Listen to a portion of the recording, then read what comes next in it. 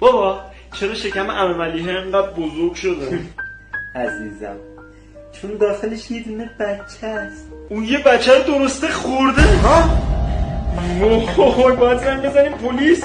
خدا لعنتت کنه ملیحه. نه بچه خودشه، حامله است. سلام، میخواستم یه قتل رو گزارش بدم.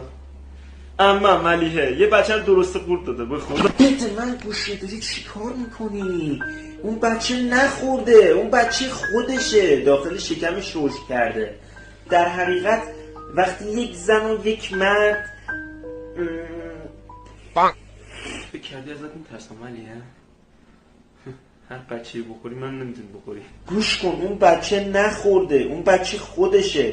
الو. سلام هم ملیحه. سلام عزیزم. واقعا برات متاسفم. چرا؟ به خاطر اینکه اون کارو با اون بچه کردی. بچه خوردی فکر کردی هرچی خدا نمیلرزه. گوش بده به من، آقلون بیشتر از این نبر پسر.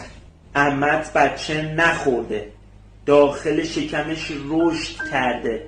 تازه دکتر گفته شاید 2 تا بچه باشن. 2 تا؟ تو رو خدا نگو اون 2 تا بچه رو با هم خورده. بابا عمت بچه نمیخوره. الان پسرمون کیوانت پیش عمه ملیحته، داره ازش مراقبت میکنه. چرا اونو نخورده؟ چرا اونو نمیخوره؟ الو کیوان خونه عمه ملیحه‌ای؟